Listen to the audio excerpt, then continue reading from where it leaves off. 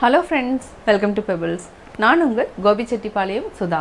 நம்ம இன்னைக்கு செய்ய போகிறது அண்ணாமலையாருக்கு நைவேத்தியமாக செய்கிறதுக்கு கார்த்திகை அப்பம். இது வந்து என்னென்னா நைவேத்தியமாக படைக்கிறது வந்து ஸ்பெஷல். அதாவது காலம் தொட்டு வந்து இந்த கார்த்திகை அப்பம் வந்து நைவேத்தியமாக செய்வாங்க.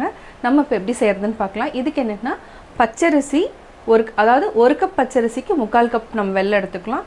ஏலக்காய், இது கூட வாழைப்பழத்தை நம்ம ஆட் பண்ணி செய்ய போகிறோம். வாங்க எப்படி செய்கிறதுன்னு பார்க்கலாம். இதுக்கு நம்ம எடுக்கிறது தேவையான பொருட்கள் என்னென்னு பார்த்தீங்கன்னா 1 கப் அளவுக்கு பச்சரிசி, இதை வந்து 1 hour ஊற வச்சாச்சு. அடுத்து என்னென்னா 3/4 கப் வெல்லம். ஃபஸ்ட்டு நம்ம அரிசி அரைச்சிட்டு வெல்லம் ஆட் பண்ணிக்கலாம். தண்ணி எடுத்துடலாம், தண்ணி ஆட் பண்ண வேண்டாம். இதுக்கு நம்ம ஒரே ஒரு சிட்டிகை அளவுக்கு உப்பு ஆட் பண்ணிக்கலாம். இது வந்து டேஸ்ட்டுக்காக. ஃபஸ்ட்டு நம்ம இதை அரைச்சிக்கலாம், அதுக்கப்புறம் ஏலக்காய் ஆட் பண்ணிக்கலாம். இப்போ நம்ம வெல்லம் ஆட் பண்ணிக்கலாம். இது கூட 2 வாழைப்பழம் ஆட் பண்ணிக்கலாம். நான் பூம்பழம் தான் ஆட் பண்ணுறேன். நம்ம வாழைப்பழம் எது வேணாலும் ஆட் பண்ணிக்கலாம். வெல்லத்திலேயே கொஞ்சம் தண்ணி விடும், அதனால் தண்ணி ஊற்றாமல் அரைச்சிக்கலாம். நம்ம நல்லா அரைச்சிட்டோம். அதாவது பச்சரிசி, வாழைப்பழம், வெல்லம். நம்ம எவ்வளோ தேவையோ அவ்வளோ நம்ம தண்ணி விட்டுக்கலாம். கொஞ்சமாக நம்ம வாஷ் பண்ணிவிட்டு ஊற்றிக்கலாம். அதாவது நம்ம இது ஒரு 4 டேபிள் ஸ்பூன் அளவுக்கு தண்ணி விட்டுருக்குறோம். இதனோட கன்சிஸ்டன்சி இட்லி மாவு வந்து எப்படி இருக்கோ அதே மாதிரி இருக்கணும். அதாவது மாவு புளிச்சதுக்கப்புறம் இருக்கிற மாதிரி இருக்கணும். இது பார்த்திங்கன்னா இது கரெக்டான வரும். வாசனைக்கு 1/4 டீஸ்பூன் அளவுக்கு ஏலக்காய் தூள், அடுத்து சுக்கு பொடி 1/4 டீஸ்பூன். இது ரெண்டுமே நல்லா மிக்ஸ் பண்ணிக்கலாம்.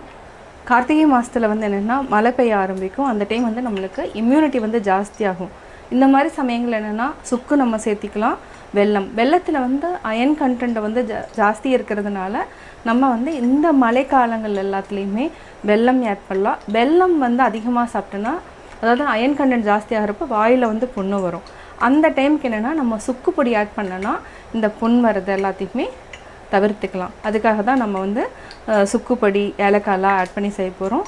அதாவது இந்த மழைக்காலங்களில் ஃபுல்லாக நம்ம வெல்லம், சுக்கு, மிளகு இந்த மாதிரி ஆட் பண்ணுங்கள். அதை வந்து நம்ம இம்யூனிட்டியை வந்து பூஸ்ட் பண்ணிகிட்டே வரும். இப்போ வந்து நம்ம வந்து கார்த்திகை அப்பம் வந்து டீப் ஃப்ரை பண்ணி எடுத்துக்கலாம். இப்போ எப்படி செய்கிறதுன்னு பார்க்கலாம். இந்த மாவு வந்து கன்சிஸ்டன்சி எப்படி இருக்கணும்னா இட்லி மாவு மாதிரி இருக்கணும், இந்த மாதிரி இருக்கணும். இப்படி கரெக்டாக இருக்கும். இப்போ நம்ம டீப் ஃப்ரை பண்ணிக்கலாம். அதாவது குழிக்கரண்டி எடுத்துக்கோங்க, 1 கரண்டி மாவு. நம்ம அப்பம் செய்கிறதுக்கு ஆயில் விட்டுக்கலாம். ஆயில் இல்லைன்னா நெய் விட்டுக்கலாம்.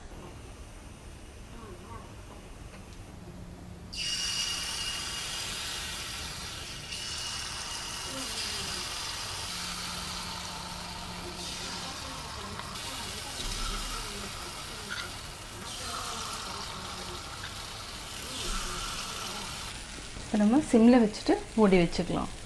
நம்ம எடுத்துக்கலாம். இப்போ நம்ம திருப்பி போட்டுக்கலாம். இது பார்த்திங்கன்னா நல்லா வெந்துடும். திருப்பி போட்டால் நல்லா வெந்துடுச்சு. இப்போ எடுத்துக்கலாம்.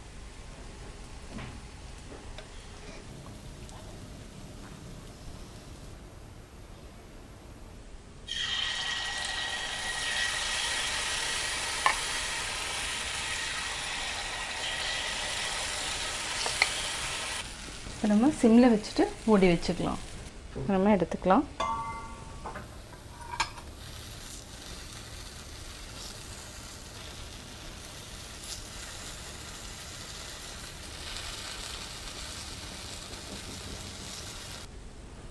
இப்போது அப்பம் ரெடி ஆயிடுச்சு. இது வந்து நம்ம எண்ணெயில் டீப் ஃப்ரை பண்ணி எடுக்கலாம். இந்த மாதிரி பனியாரக்கல்லையும் சுட்டெடுக்கலாம். பனியாரக்கல்லில் சுரப்பணுன்னா நம்மளுக்கு எண்ணெய் வந்து நிறையா குடிக்காது. அதனால் நான் இன்றைக்கி பனியாரக்கல்லில் சுட்டு எடுத்துருக்குறேன். சுவையான கார்த்திகை அப்பம் ரெடி. கார்த்திகை அப்பம் எப்படி செஞ்சேங்கிறது பார்த்தீங்க.